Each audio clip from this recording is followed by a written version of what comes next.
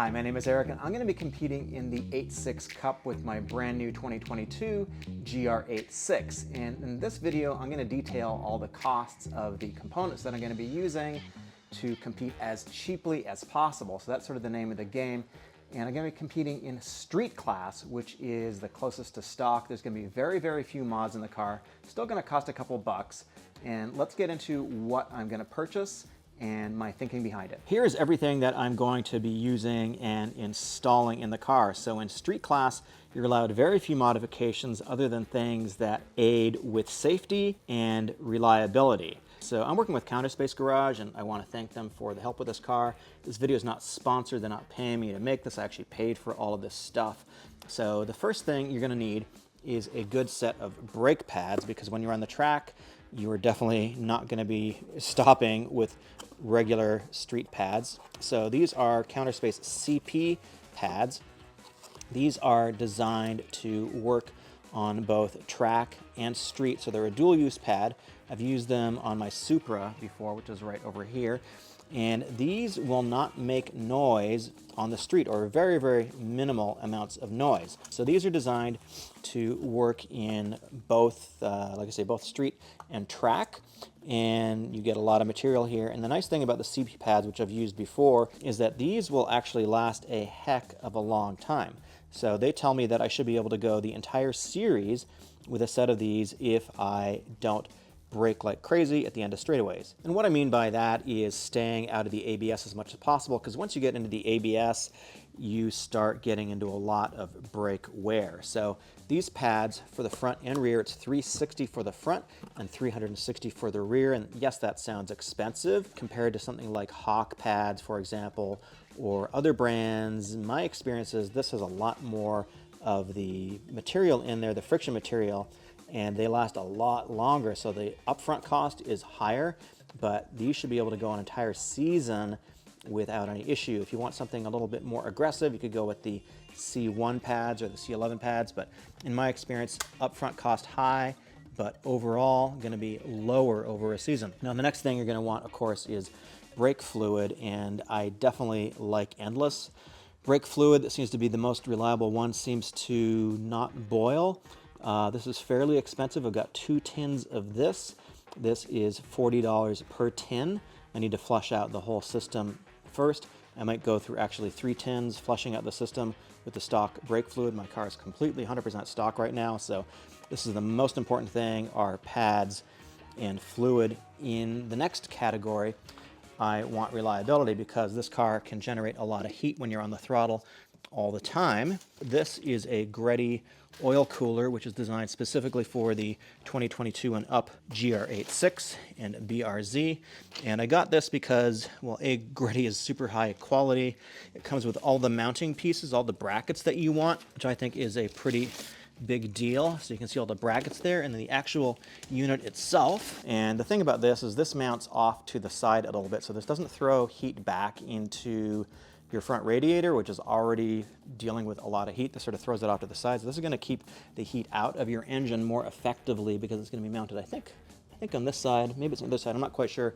I'll do a installation video when I get around to mounting this. So the Greddy oil cooler is $1,520. There's definitely some cheaper options available, but again, I want something that is going to have all the brackets, is not going to be wasting my time trying to install it, and also is going to throw the heat off to the side, so it's actually more effective. Now, in street class, you're allowed to do some minor suspension changes to give you camber. So these are Petter's top hats, I guess you can call them, camber plates. These are not adjustable. You can see these are fixed, essentially. So I'm not quite sure how much camber I'm going to get out of these. I think around -2, something like that, -2 degrees camber. So a pair of these are the least expensive thing that you can do in terms of camber.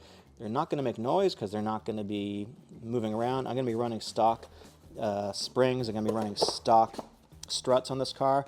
So the pair of these is $178. So the next thing I'm going to get, which is allowable in stock class, are rear camber arms, rear control arms, lower control arms. These are SPC rear lower control arms. They're going to allow me to get a little bit more camber. These are relatively inexpensive. Don't confuse them with SPL, which is sort of a high-end component. These are a lot less expensive. These are $290 for the pair of them. Again, I'm going to get these installed. This is not something that I particularly want to do myself. These are okay quality. These are definitely not top quality by any means. If you want to get top quality, go with SPL, but the whole idea behind this series is to compete as cheaply as possible and as reliably as possible. Now, next up are things that you actually don't need. I don't need them, but I thought it would just be nice to have them. So you can actually stop where I was, but these are Cusco front and rear tow hooks. You can see they're actually a little bit different. This one for the rear has a longer piece right over here. This for the front doesn't really have this.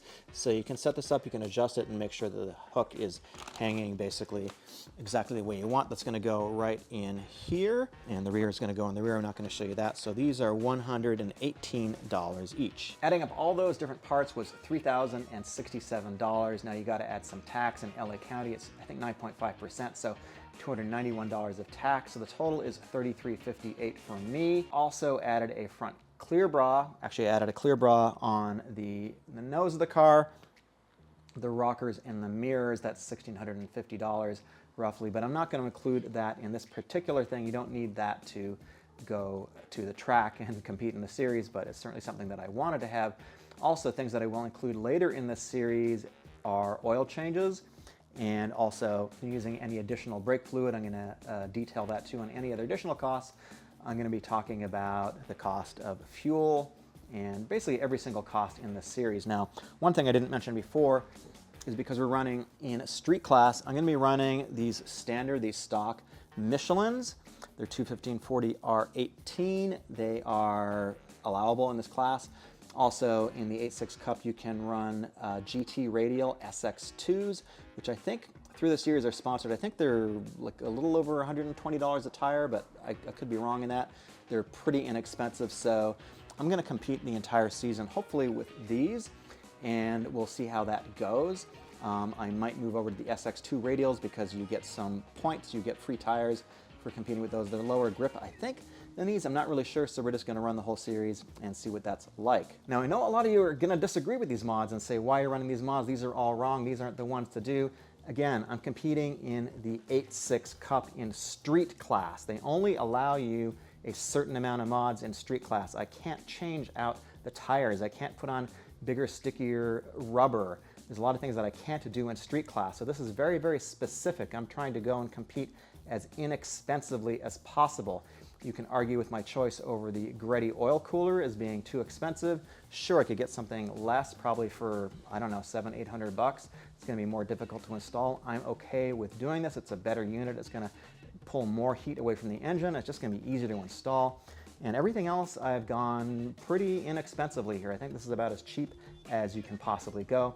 If you've been to the track before, you know it is very expensive to go tracking. So if you're saying, God, you're going to spend $3,000 before you even step foot on the track, yeah, that's exactly what it's going to cost. I've raced lots of other crappy cars before in 24 Hours of Lemons. Always ended up being way more expensive. So that's the first part of this build series. That's the first part of this build series. I'm going to take you along. We're going to go to the track and I'm going to explain what's happening. I'm going to work on improving my driver's skill throughout the entire series. That's the whole goal of this, and to go to the track as cheaply as possible. My name is Eric, and I'm going to have more videos coming along the way. There's one right over here. Click it. Thanks for watching. Now, the whole goal of this series is to get to the track and compete as cheaply, as inexpensively as possible. So I'm going to detail all of the costs. I'm going to have more videos, and I've got another video on the GR6 right here. Now, the whole point of the series is to compete as cheaply as possible and go to the track in as much track time as I possibly can, as inexpensively as I can, and improve my driver's skill. That's the real idea behind doing the 86 Cup, is just to become a better driver.